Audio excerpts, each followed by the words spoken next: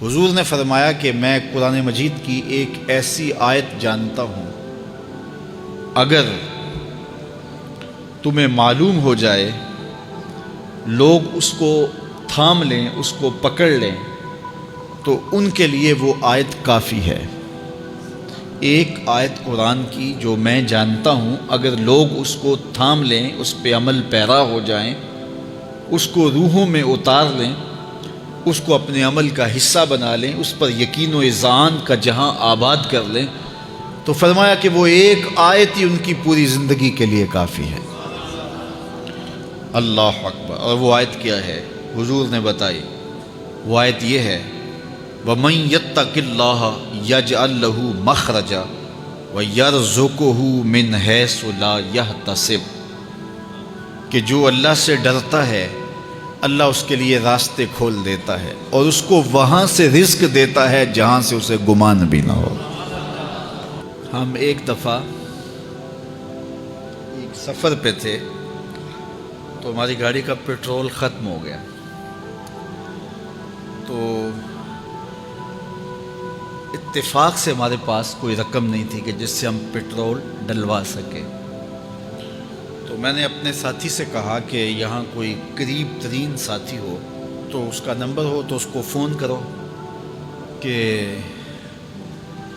ہمیں تھوڑی سی رقم بھیجے تاکہ ہم گاڑی میں پیٹرول ڈلوا لیں، اور اگر کوئی قریب یاد آ جائے تو ہم اتنا سفر کر سکتے ہیں، 1-8 کلومیٹر۔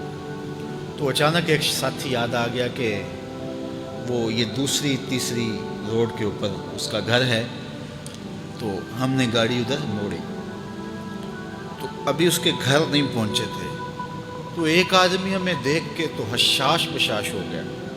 ابھی اس کے گھر نہیں پہنچے تو دیکھ کے تو حشاش بشاش ہو گیا۔ تو ملا، واقفیت بھی تھی، لیکن اتنی زیادہ اس سے جو ہے وہ شناسائی نہیں تھی۔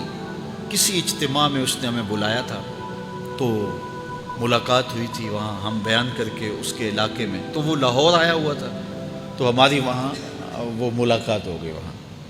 تو وہ جلدی سے جیب میں ہاتھ ڈال کر کے تو کچھ رقم تھی اس کے پاس، تو میں پیش کر کے کہنے لگا کہ وہ 2-3 سال پرانی بات، کہتا وہ آپ ہمارے ایک جلسہ میں گئے تھے، ہم آپ کی کوئی خدمت کرنا چاہتے تھے لیکن آپ ہمیں پکڑا ہی نہیں دیے۔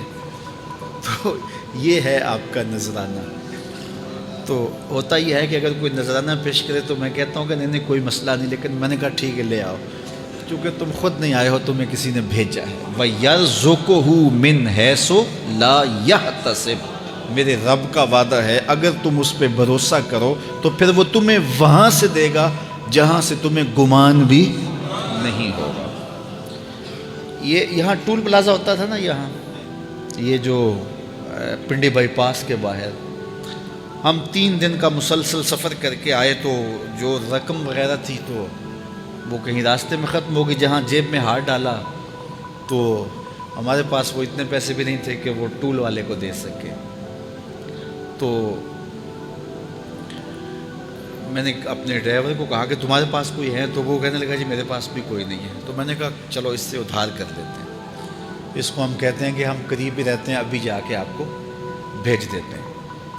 تو ہمارے سے جو اگلی گاڑی تھی اس نے اس کو کہا کہ یہ جو پیچھے والے ہیں نا ان کا بھی کاٹ لو۔